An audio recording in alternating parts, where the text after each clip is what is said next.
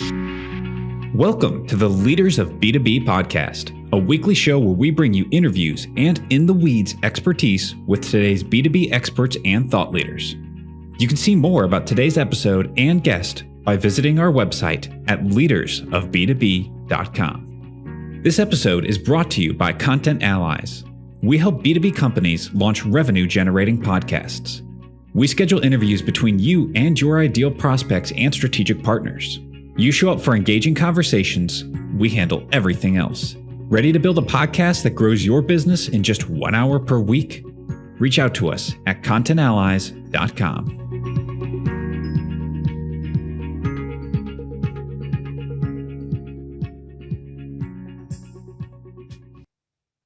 Hey leaders, welcome back. This is Ledge. Today I'm talking to Sasha Kucharczyk. I know I'm not exactly nailing that, but we already had this discussion off mic that apparently everybody says his name wrong, including him. So Sasha, welcome to the show. I would love to hear about you a little bit and also your company and the work that you're doing. Great. Thank you for that introduction, Ledge, and it's great to be here today. So a bit about myself before I go into my company, Preteckt. I am an engineer by training where I got into, robotics, AI, early 2000s, thinking I was going to become an academic in that field, and then realized early in my career that academia is not my cup of tea. I like looking at things on, shorter time horizons and what you would be seeing in, higher ed academia, where you're looking at 5, 10 plus year time horizons to, get results, or at least that's my perception of it. Versus, the business world where you're looking at, 1 to 3 years to get results and do stuff and iterate from there. And so, I had a bit of a change when I was doing my studies of, hey, I think I'm doing, my PhD. I thought I was going to do my PhD, go down that path. They're like, oh, how do I actually now pivot all this to go into the business world? And one of the things that really captivated me at the time, and this was, I want to say 26, 27, was, I'd say the disruption of traditional Microsoft. And that is, you had the Zune come out, which, on a feature list was a very impressive product. And now a lot of people might not know what the Zune is these days. It was Microsoft's response to the iPod. And, it competed on feature lists for you typically saw a lot of enterprise and B2B software being sold on versus usability. And, one of the questions I had to ask myself at that time, and I was a very technical person at the time, is why did this product that on paper looked superior fail so drastically? And that ended up pushing myself to understand more about, technology not as a feature set, but technology as an experience, technology as like a human-centered design, why people care and why people use product.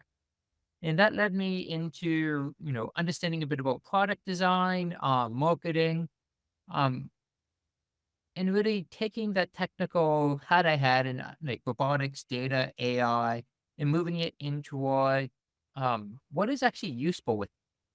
Like, how do you go through something that is, commonly seen as, overwhelming or scary and turn it into a beneficial, experience to the user and an experience that they want to interact with? Um, I ended up doing my MBA way and jumping into entrepreneurship. And through there, when I was graduating, there was a company or industry trend coming out in automotive called the connected vehicle. But at that time, the connected vehicle was, hey, let's give people a lot of data and let them figure out what it is. And the thing jumping out to me through all of this was, great, but most people don't care just about data. They care what the actions and insight. How would this data make something useful to me? And that was one of the starting points of the company I helped co-found, Preteckt, where we was looking at ways to help improve the maintenance experience as it comes to vehicle ownership.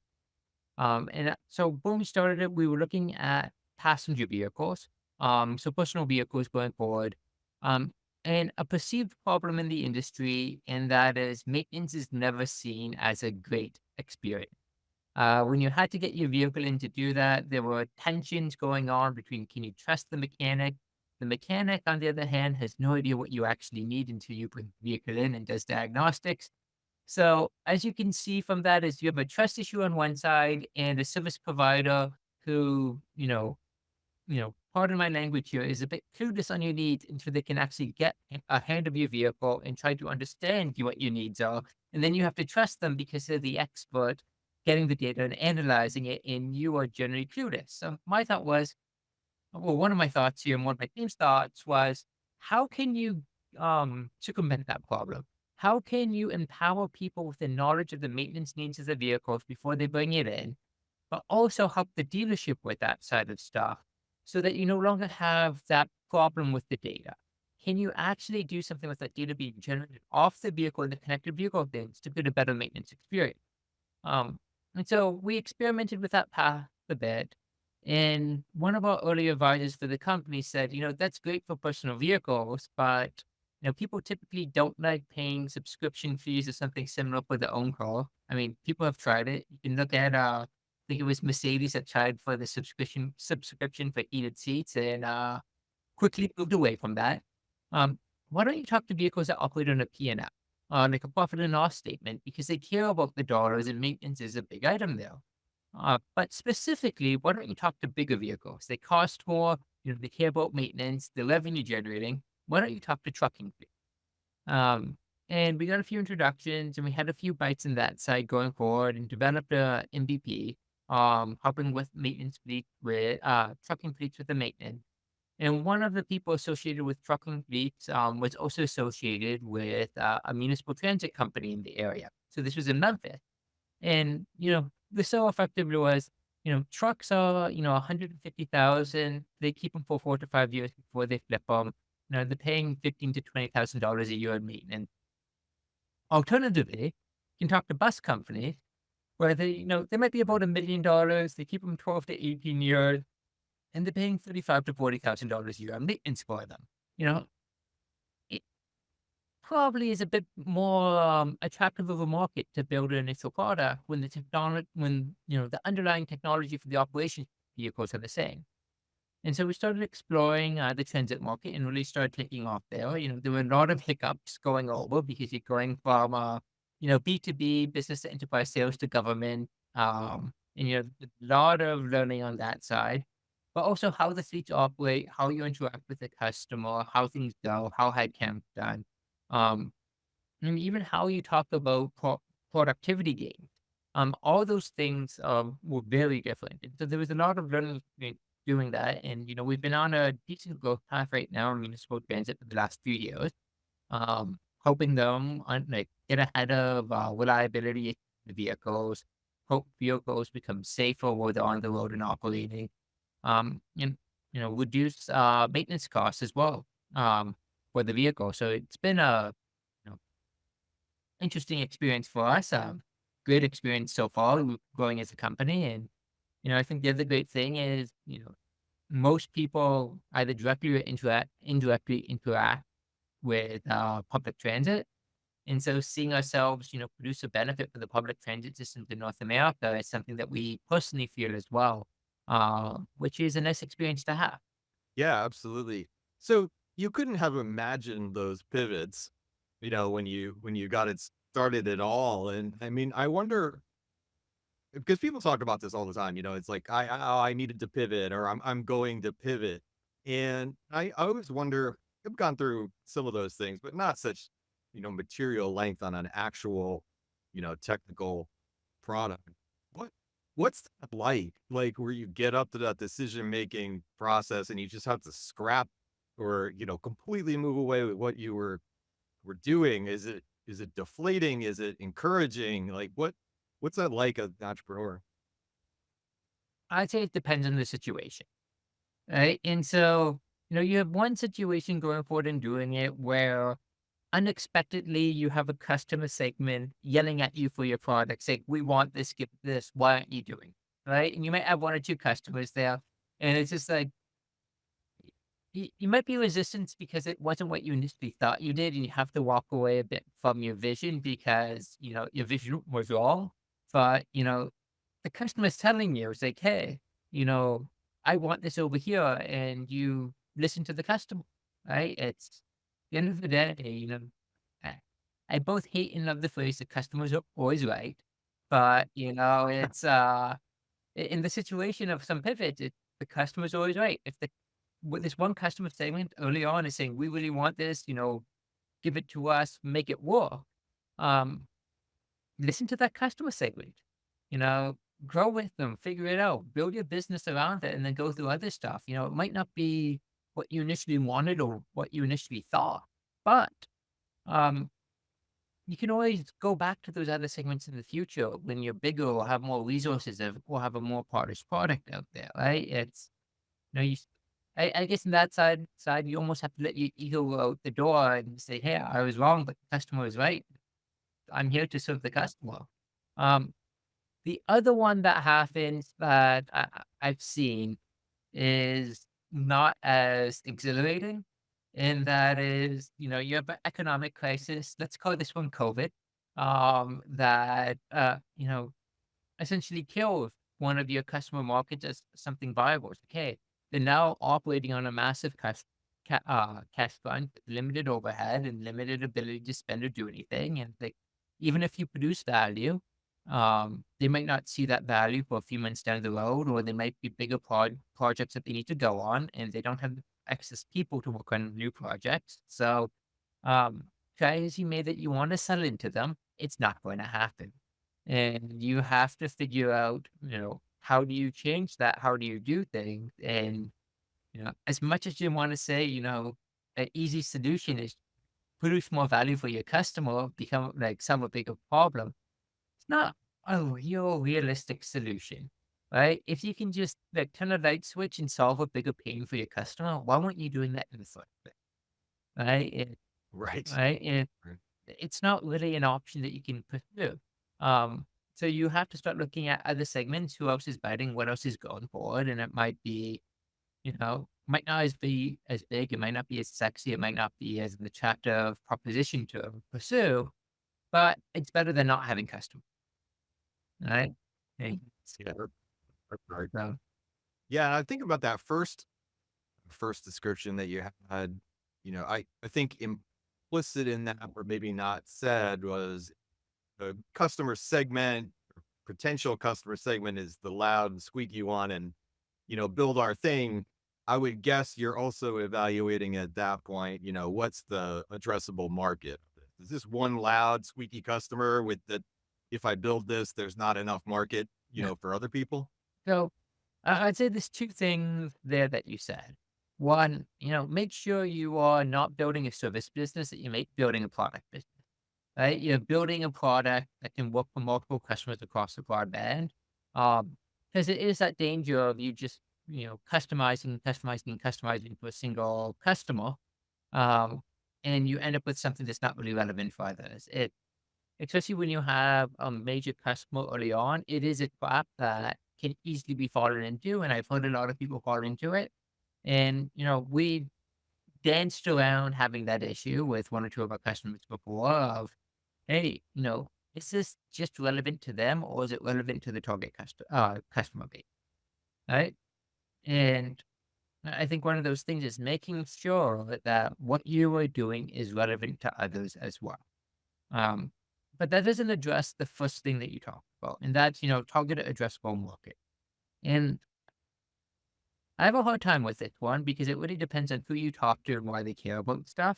And how Oh much yeah, you, absolutely. This is one of those weird, everybody talks about, well, what's your TAM, and it's just like, hold on a second. That is the fluffiest topic because you can make up that number to make whatever you want. but it's also how convincing and what is your storytelling, right? And no, like Right. I forget who talked about the wedge model for building a business, right? And it's like, what is your initial wedge to get into that massive market? Who is that subsector of customers that are willing to buy? And then how do you grow? Because day one, with any product you have, most likely everyone in the TAM that you're talking about probably is not a customer, right? even if the technology is the same and could work, buying habits, using habits, integration habits, all those things are going to change customer to like in different segments, right? And so you end up looking at, what is that wedge you can go in and do it? And, just because one segment is screaming more that we really want it, does not necessarily change your total TAM. It's just the initial wedge that you're going after, but then you have to address how do you build on that wedge going outward, um, outside and going to bigger? Like, how do you go from that customer to the next customer to the next to the next to the next? Like, what is that story? How do you make it convincing? How do you get those valid data points? Because if you're trying to create a story of like, this is why we're relevant for this massive $10 billion market from day one, but we're only selling those ones, the amount of resources you're probably going to be wasting trying to get that market validation instead of building a product that the people paying today, um, it's probably going to be huge, right? It's you just focus on that wedge today, build that business, build that core, and then, maybe get some validation of, how you're going to horizontally just diversify to other similar segments in that, and just how you're going to grow that pie over time. Were you able to design the product solution in a way that was modular enough to apply to different use cases? Or did you actually have to kind of rebuild a bunch of times? So both, and I say both here, and it's like customer to customer, we have found like customer type to customer type, we have found things relatively similar.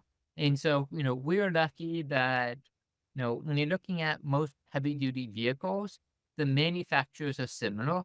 Um, However, there will be some slight differences between manufacturers going in and slight differences between vehicle ages. And so there is some customization and change, and you might see different, you know, some different use cases going between and doing it. I think one of the biggest differences is, somewhat addressing your comment there is if you look at long haul trucking versus municipal trains. Um, Municipal transit vehicles operate all within the city. They will typically do, maybe 40,000 miles per year on a one operating bus. Long haul trucking, you're looking at vehicles that, operate between cities, between states, between countries, and they're operating over 100,000 miles per year, right? And then Right. on top of that, you're also looking at engine age. Like a long haul truck is 4 to 5 years usually before they, send them off, and that's usually because of, engine wear and tear. Versus, buses, you're looking at 12 to 18 years with the refurbishment there. And then you can also look at other contextual issues of, acceleration patterns in the vehicles, right? Vehicles that do urban driving, brake and accelerate much more often than a vehicle on the highway. And so, yes, the underlying core might be the same, but there are these like edge cases going forward that actually make, what you would have as physical models actually to account for other things to make the model relevant to the customer. Uh, and it's Right. Right. right. So there is some Yeah. changes. It's like the use case of the same models in different contexts because all the other variables changed. It might be the same types of Yeah. data that you suck out of it, but the inferences that you could draw from it all change based on the environmental factors of how it's being used then. Yeah. And, the problem might look the same, or like the failure state of the vehicle might look the same, but how you get to that failure state might change. You know what makes me this is interesting because I just going back to your original supposition for the business, not, the mass transit, but, individual vehicles. Like I just had that experience where I go like, I don't know, my engine light's on. I don't know anything about cars.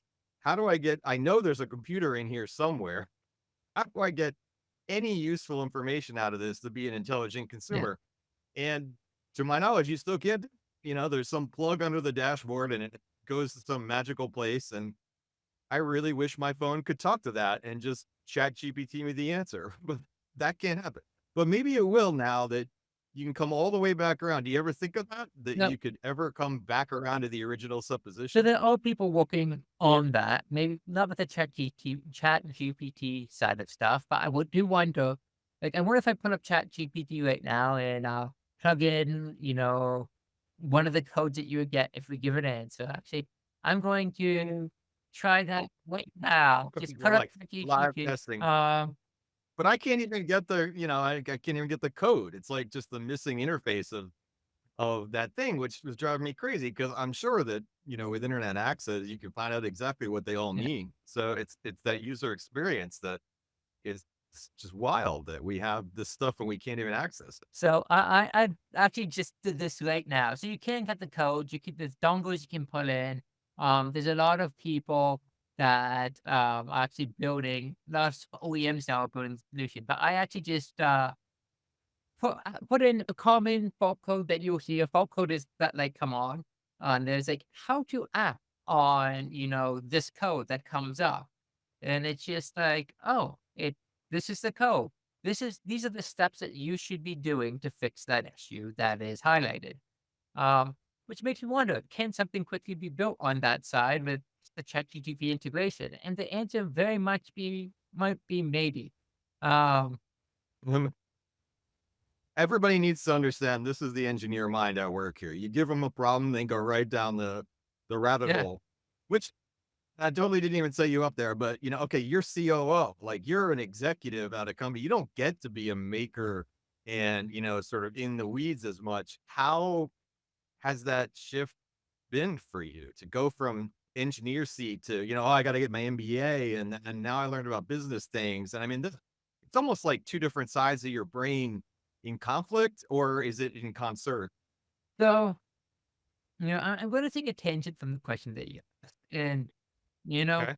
one of the things that I'd commonly see in conflict going forward is, the marketing slash design side, or Yeah. teams and the engineering team, right? And one of them caring about, usability and the other one caring about the technical side. And, one of my personal beliefs, and this belief might be wrong, is I think it's useful for people to understand the other side, but when you have people doing a job, their job should be focused on the extreme of their job, right? I don't want, the designers and the marketing people compromising with themselves when making decisions. They should be compromising with the engineering team to figure out what to do in doing it, as opposed to compromising with themselves before they go into that conversation, right? And, bringing it back to what you talked about there of like in myself, and in a lot of stuff, I'm the only person going forward and acting on stuff, right? We're not a massive company, so there's a lot of solo projects I work on. And I do somewhat have to compromise with myself going forward and doing it. But, part of me is wondering is, would it be better if I had someone else to compromise with? Like I had, you know, I've fully baked in and thought about this one aspect on this side, and I want to represent what is best for this. And someone else's job is to represent what is best on this side. And then we actually have to talk it through to understand what is actually best, as opposed to, in my head trying to do things or like making a pros cons list and going forward and all these things to make the best solution. Um, if it, if it's better to, you know, be useful to understand the other side, but not represent that other side when doing your own work.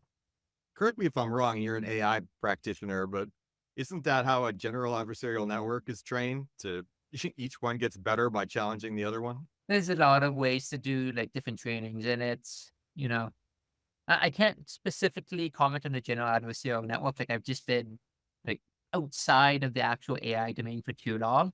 Um, but if you look at naturally trying to, I think it's reinforcement learning and doing stuff, right? It is you're looking at the anticipation of future reward in doing things, right? And I could almost make an argument of the anticipated future reward of negotiating with yourself is less than, negotiating with someone else where you come in optimizing something, like doing something, right? It's like, Yeah.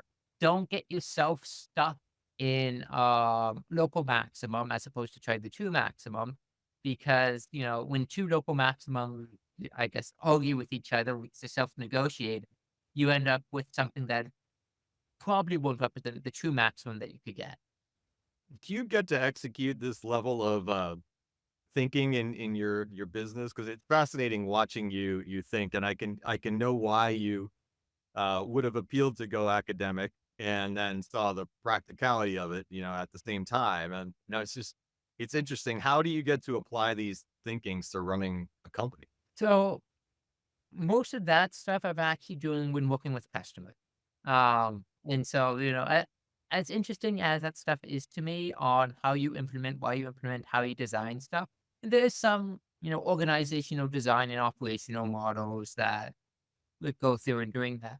But with the customers, it goes to understanding their data, what it means, how it represents, how you design experiments to do stuff. Because, a customer is typically wondering how like, does your product produce value to them, right? And then the next question is, okay, it can produce value. How do you implement and integrate it going forward? And all those things require different experiments that you run and try to get forward and do things, right? And it's what I can talk about going into those conversations with the customer is where we have seen a lot of success and what we think is optimal.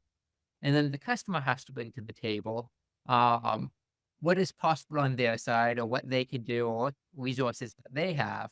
And then you come up and have to negotiate with them then of what is the best experiment to run and how do you do stuff. And recognizing as part of that, the benefits and drawbacks of each experiment. And sometimes you try to be creative of um, running multiple experiments at the same time, trying to represent different things or to check with each other.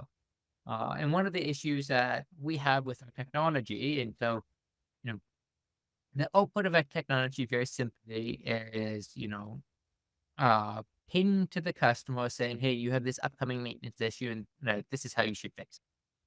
So one of the problems is if they act on it, you never know what would have, right? Right? If they don't act on it and wait to see what would have happened, you lose anything of, okay, could they have acted on it? What would have that looked like? What would have the benefit been?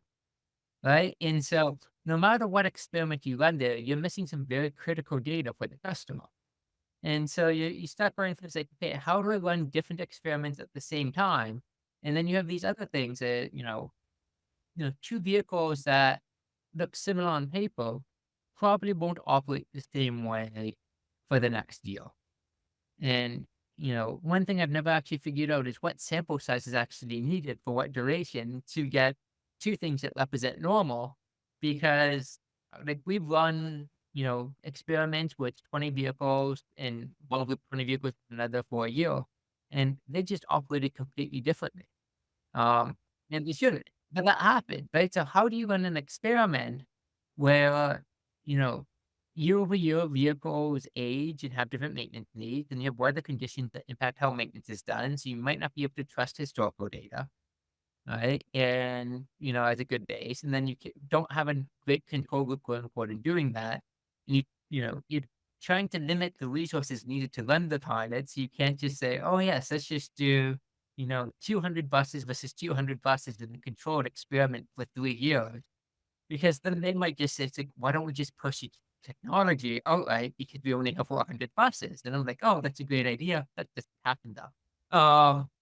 And and so, it's going for like, how do you create an experiment that is good enough that you have multiple sources of information that might be able to check for, the biases or issues in the other data and give them the information that they want so that they can make an informed decision and justify that informed Right. decision. Yeah. I mean, you have like unlimited attack surface for problems that could impact your results. Anything. How are the city roads? Or what condition are they in? Or what about weather patterns?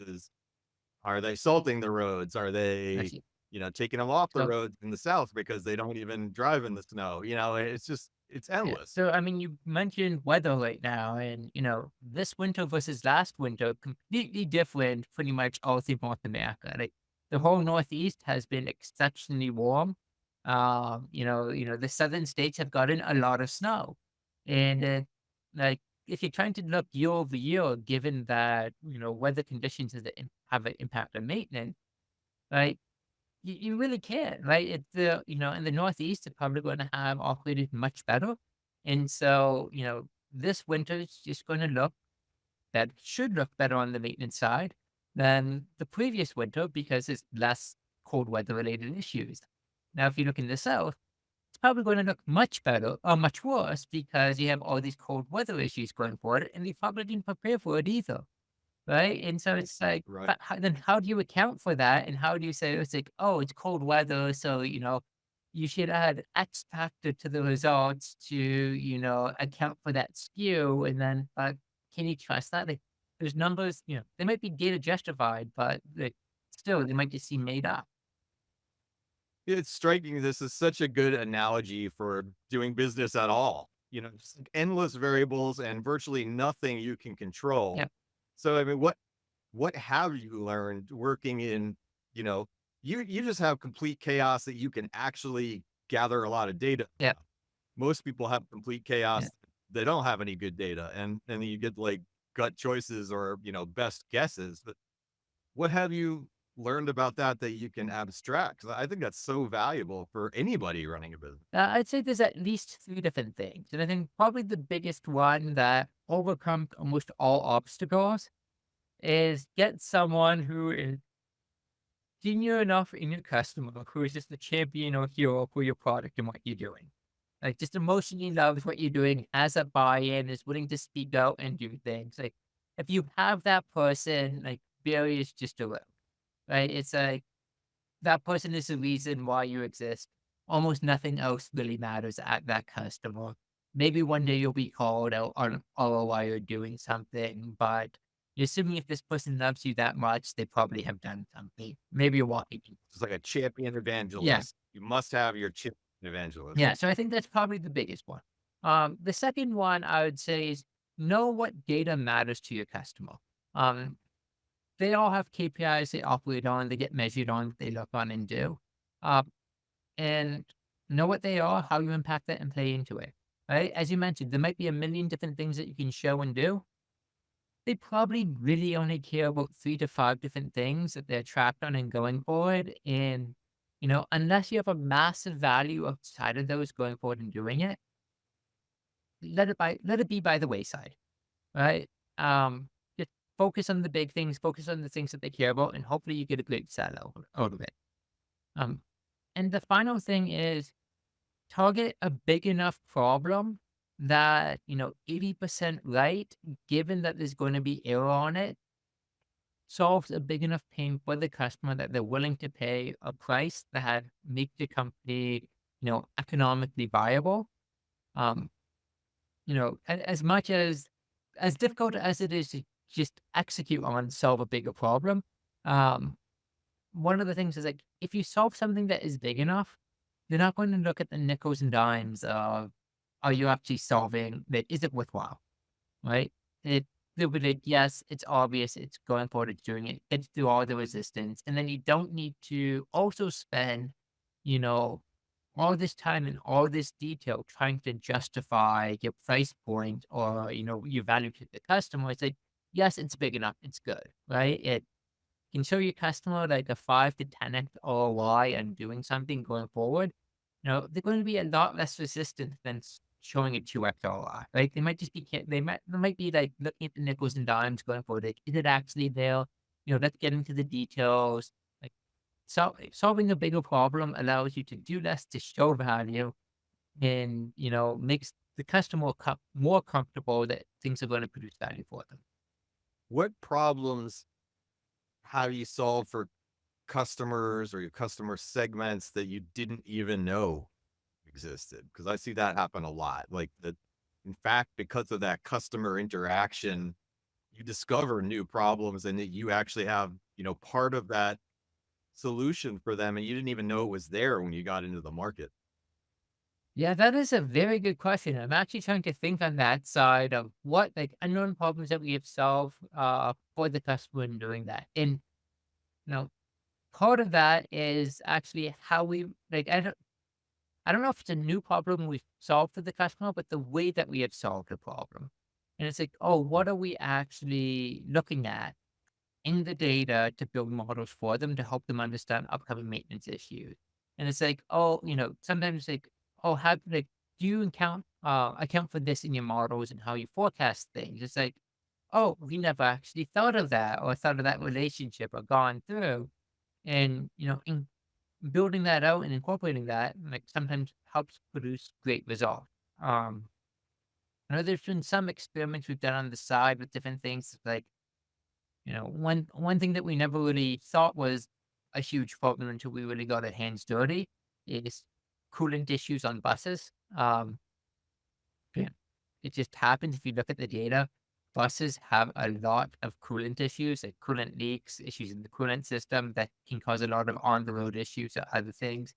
And you have situations with some fleets where, like, so if you have a coolant, like if your coolant's low, your coolant system's not working, it can lead to the engine overheating with, those engines, 30,000 plus, they're very protected of them. So they will have thresholds in there of, like, even at the width of an early issue, essentially force the vehicle to shut down or flag, like put a flag to bring it in. 'Cause they don't like, they'd rather deal with like a $2,000, like $1 to $2,000 tow than deal with, that massive maintenance event. And so there's some things in there that we just didn't expect. And when working with the test, like, oh, that minor issue ended up being very major. And it was just like, never expected that. Like, how can you build something around that to help them? Um, mm, yeah, how do you handle that situation? Um, yeah, and a few just different areas of the vehicle looking at where they say, hey, it would be great if you could build a model for this or incorporate this, or how do you do that? The other thing that we had that uh, ended up having value for some of our customers going forward is essentially internal tools that we built to understand the data. And so we have a set of tools that we have built for our internal team to understand the data that's coming off the vehicles, what's significant, what's not. And some of the customers that we've worked with have, asked for access to that because, for them, they're like, yeah, even if your product doesn't cover that area of the vehicle or does stuff, it would be good for having that tool to help us understand what's happening too. And this just gets into a little bit of technology. So I'm just curious, how does data get from a bus to wherever cloud or whatever thing you're doing to process all that data? I mean, it's really no different than a cell phone these days. It's you have a device that plugs into the bus that reads the data on its communication bus. Um, and like that communication bus will just have all the sensor data going back and forth between different computers on vehicle. And so you just read that data as it goes across there, and then you either have a cellular connection that, streams that data off, or like when it goes back to a base station or a depot, it offloads the data collected and then it gets sent off after. It's actually a very Right, right. simplistic system. Almost every vehicle for the last decade, decade and a half will have something that can be accessed to collect the data, and you just need to provide a tool to send it off.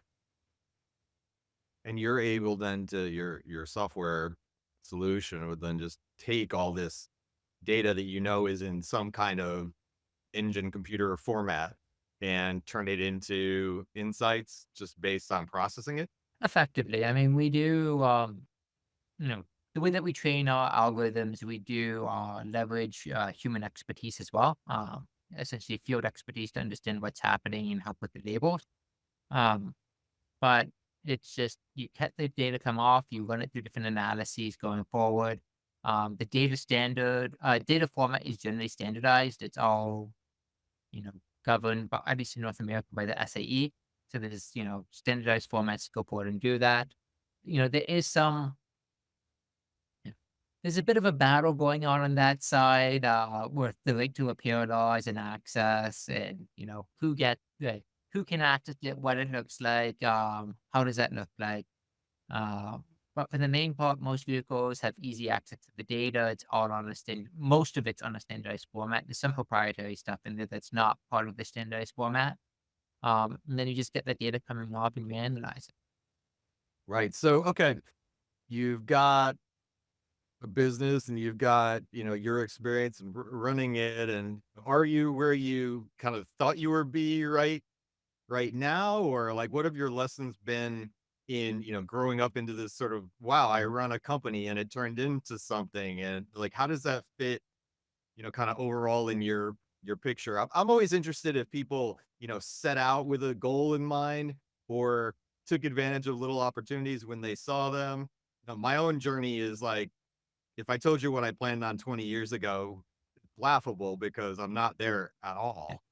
So I love the journey picture of how you got where you Yeah. are. So 20 years ago, definitely no idea I'd be here. 10 years ago, probably no idea doing stuff. So that was like 10 years ago was when I was finishing up my MBA. Um, you know, to be honest, I did not know what I wanted to do 5 years out when I was doing my MBA. So maybe, like maybe venture was calling to me a bit. But like even when I started it, and there was a problem that interested me. But I do wonder if like the other thing that really interested me is like, hey, it is a frontier area at that time, so like 2014, 2015, using data to intelligently build products that solve real problems. And like to me, that was an area that was, I mean, still booming, but was starting to boom at that time. And like, I feel like I was partially caught into it's like, that's some real good experience doing this and firsthand experience. And, the fact that it turned into something is awesome.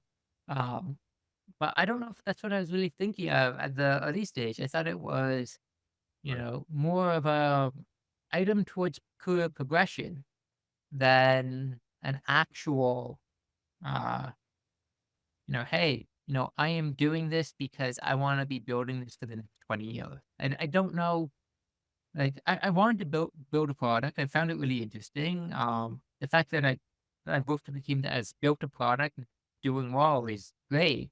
I don't think 10 years ago I would have been like, if you thought, where do you think that you'd be in 10 years? I might have said, like, you know, maybe exited and like either doing another company or working in some type of innovation or VC role or doing, maybe another company. Who knows what? I really do think I came into this as a learning experience. And I've learned a lot. I think just now it's like where I think things will be for the next 5, 10 years. Um, I think next 5 years is a lot of growth opportunity in doing stuff. But there's so many different ways things can go, right? Right. Like, I'd love for the company to be, you know, 10 times the size in 5 years in terms of success in doing stuff. It's like, yeah, we grow stuff, we get stuff, we had a real impact. The company's name is known in the industry. I think all that stuff would be awesome to talk about and to accomplish. Um, but where I actually be, I don't know. I mean, but Right. Well, that's okay. I'll call you back for another episode in like five you know, years. We'll just, I'm thinking about doing that. I'm coming up on long enough in between the early interviews and the later interviews. I'd be like, okay, here's all the things you said 30 years ago. Let's do a check yeah, on that. I love it. That's thank you for sharing the journey. Um, one thing I like to ask, founders and sort of leaders in whatever position you're in, what do you do that's not the business to keep yourself engaged and wanting to show up at your own company every day? I've had both experiences. I remember one company I started, just I didn't even want to get out of bed in the morning. Like I hated my own, and the other ones I've been excited about. And I just wonder like how you keep that energy going for yourself when it is years later and it's a lot of work. so it's not just, it is a lot of work. It is used data. And you both have positive and negative momentum, right? Like you look at Right. any, meme as it comes to, founder mentality and it's a roller coaster, right? And it is, you have your highs and your Right. lows. I think when you're on the upswings, it's so much easier, right? Like you're chasing positive momentum and you're doing that. Um, I think on the downswings, survival instinct takes over, right? It is, hey, you know what? It needs to get done. This is what needs to happen. You're just, survival, right? It's just that's what drives you. It's like this is what's needed. You're doing stuff and you're acting away, and you're somewhat tunnel. The bad side is you might be a bit tunnel visioned on, survival, survival, survival. Um, the issue I find is, hey, you survived. You're at that low. It's going forward. How do you get yourself out of that? Right? And I admit, I don't always have a great answer to that. And I do, taking, being able to walk away, through your mind can help. Um, finding things that allow you to feel meaningful, um, can be useful. Like for me, I sometimes find doing small projects on the side, not related to the company, where, I feel like I accomplished something that could be meaningful in the long term can be great.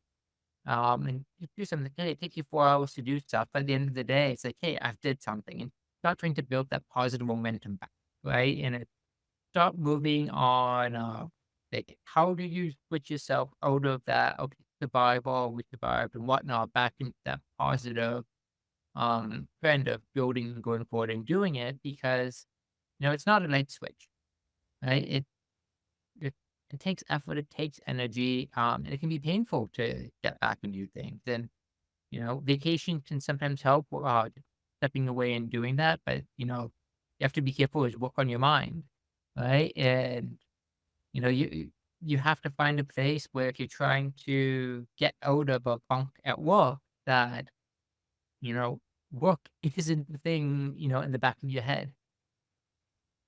Yeah. Right. Yeah, I love that.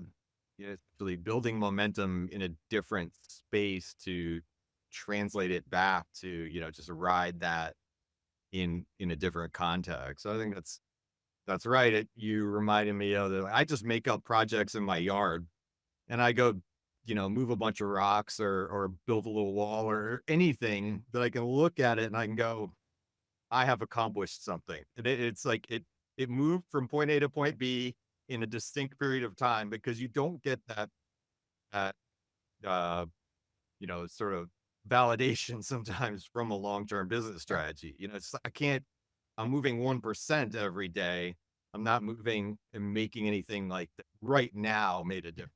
And, I'm going to tie that back into, a comment I made earlier why I got out of my academic path. It is looking, being more attracted to those short-term wins and, well, shorter term wins than the extremely long-term wins. Right. Right. Absolutely.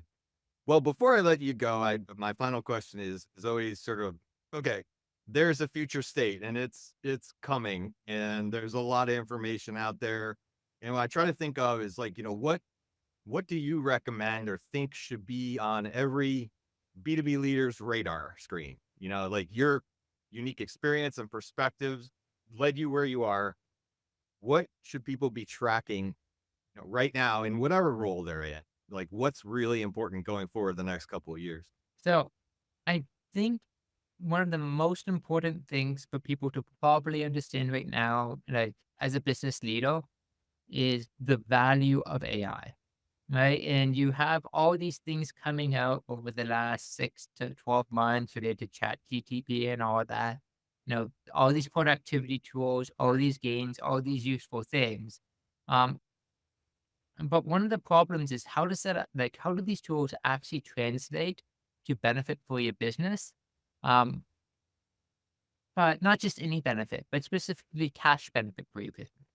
Right. And, you'll have theoretical benefit and then you'll have like accounting benefit going forward to doing it. But at the end of the day, buying a tool, integrating, implementing, what you really care about is the cash flow difference. Right. And, either are you going to be producing more and getting more revenue coming in? Are you going to be cutting costs and doing something? Like, at the end of the day, you have to really be seeing, what is that cash benefit and knowing what it is. And, you know, I feel like you're going to hit an AI bust soonish. And by soonish, I don't know if that's 6 months, 1 year, 2 years, who knows, where people have adopted all these new sexy tools and then they're just like, but how is my business actually benefiting from this, right? And, they end up with this cost blow and then they end up cutting all these costs because they invested in it, but they're not really seeing anything, right? And focusing on, great, you're telling me it can have benefit, but how do I actually unlock that for my company? And what does that mean in terms of either cash in or less cash out? Um, and then, spending the time to understand that before really adopting a technology. Right. Right. Which is exactly the same story we should have done for any new Yeah. technology. You just can't slap it on and go, oh, yay, AI made me what? Well, Like it doesn't matter. Yeah. no, no, I 100% agree with you. It's true with any technology you're implementing. I just fear that with AI because it seems like obvious productivity gain, right? Right? And so it's like, great, you have ChatGPT, you save times and do things, right? But how does that actually turn into a benefit for your business, right? Oh, it might just be you send better emails going forward so you piss off less people with less distractions so you have less headaches. But, yes, it might be an employee benefit for doing that or doing things. But, if you're actually looking at, an ROI for the business, unless you can actually capture that in terms of, customer, like employee retention or less lawsuits or something, right? Is it Right. actually going to justify its own value in terms of maintaining that cost, right? Or will just end up being a novelty? Which makes you exactly like right to the spot of saying, let's evaluate the potential ways that we could experiment with this. What things should we have baselined before we did it so we know if it got better at Yeah. all? Like, and I think there's a lot of implementation without experimentation that is going on. I couldn't agree with you more. I mean, I bought all the tools just because I'm a big nerd and I use it on a regular basis, but I also can't look at it and say, this generated me more Yeah. money Yeah. yet. And it's helping me do things that I wasn't going to do anyway. Therefore, is it really saving anything? I'm just not sure yet. And I would encourage every business leader not to turn on $35 a seat for every single add-on for every tool that you use, because I'm not sure that auto generating a title on your video is going to make any difference to your business. Yeah. Or like all the Be transcripts careful. are doing stuff, like you have it, but it's replacing people taking notes. And people might not like taking Right. notes, but it doesn't actually end up translating into something significant. Right. So now a computer knows all your things that you're not going to look at instead of a person knowing all the Yeah. things that you're not going to And that person look at. So, person would have known it anyways because they were listening, right? Like, right. yeah, well, great point. I appreciate that. I stand with you on the practicality measure. Fantastic. Well, Sasha, thank you for the insights. I really enjoyed the conversation. If anybody is resonating and wants to connect with you, wants to connect with the company, what are the best ways to I do mean, that? the best way to do that is to connect with me over email or LinkedIn. My LinkedIn is just Sasha Kucharczyk. You can send me a message. Email, you can send me a message at Sasha, Sasha, at pretect.com, Prepeekt.com.